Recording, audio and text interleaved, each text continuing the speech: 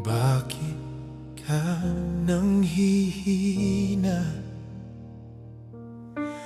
Aking kaluluwa,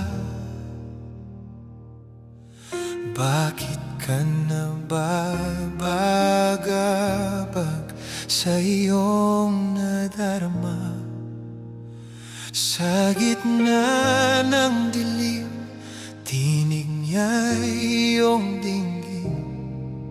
Anak, huwag kang matakot sa aking katumingin.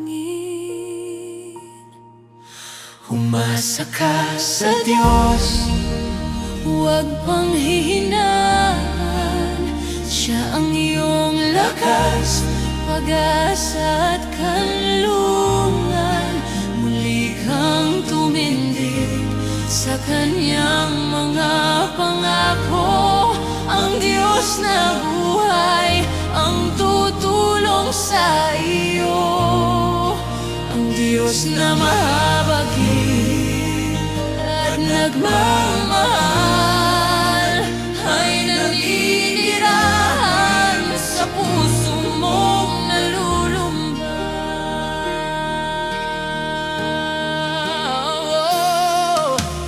habang luhay tumutulo sa landas ng kawalan, walang pag-asang nakikita dahil sa pusong sugatan. Ng Diyos ay malapit sa pusong wasak.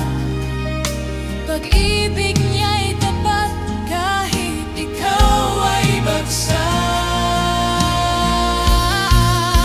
Umasa ka sa Diyos, huwag pang hihinaan. Siya ang iyong lakas, pag-asa at kanlungan. Muli kang tumindig sa kanyang mga pangako. Ang Diyos na buhay ang tutulong sa iyo. Ang Diyos na mahabagin at nagmamahal ay naninirahan sa puso mong nalulumbay.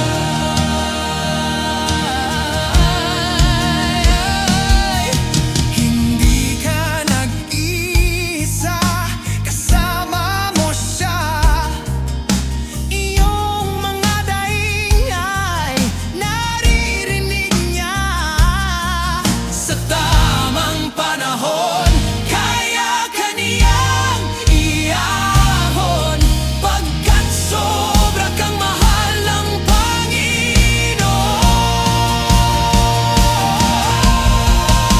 Umasa ka sa Diyos, huwag pang hihinaan.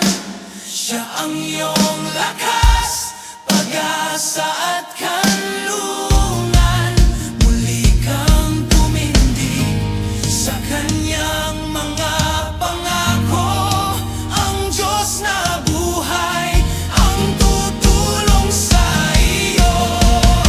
Ang Diyos na mahabagin at nagmamahal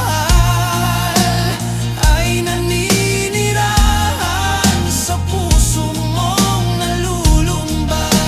Umasa ka sa Diyos, huwag pang